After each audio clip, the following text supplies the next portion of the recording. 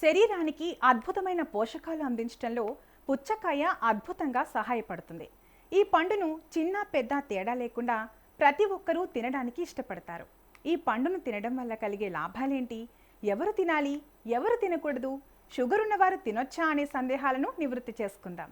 ఈ పండులో 90%కి పైగా నీరు ఉంటుంది. ఇందులో potassium, riboflavin, iron, calcium, zinc, fibre, niacin, vitamin A, B, C, lycopene వంటి పోషకాలు కూడా ఉంటాయి. ఈ పండును తినడం వల్ల శరీరాన్ని హైడ్రేటెడ్గా ఉంచగలుగుతాము.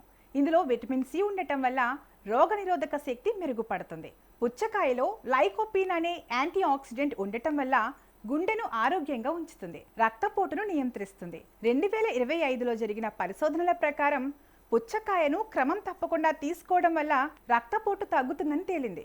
ఇందులో లైకోపీన్ అనే యాంటీ ఆక్సిడెంట్ ఉండటం వల్ల శరీరంలో వాపులు తగ్గడమే కాకుండా వేసవిలో చర్మం దెబ్బతినకుండా రక్షణ కల్పిస్తుంది. పుచ్చకాయ తీపిగా ఉంటుంది. అయితే షుగర్ ఉన్నవారు పుచ్చకాయ తినే విషయంలో కొన్ని జాగ్రత్తలు తీసుకోవాలి.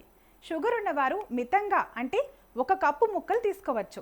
పుచ్చకాయ జ్యూస్ తీసుకోవడం వల్ల రక్తంలో చక్కెర స్థాయిలు వేగంగా పెరుగుతాయి. అందువల్ల మధుమేహులు పుచ్చకాయను జ్యూస్ రూపంలో తీసుకోకూడదు. పుచ్చకాయ తినడం వల్ల చాలా లాభాలున్నాయి, కానీ ఇది అందరికీ మంచిది కాదు. కిడ్నీ సమస్యలు ఉన్నవారు, గ్యాస్ లేదా ఐబిఎస్ సమస్యలు ఉన్నవారు, అలర్జీ ఉన్నవారు తినకపోవడమే మంచిది. మీకు ఇతర అనారోగ్య సమస్యలు ఉన్నట్లయితే వైద్యుని సంప్రదించి తినాలా వద్దా, ఎంత మోతాదులో తినాలో తెలుసుకోవడం మంచిది.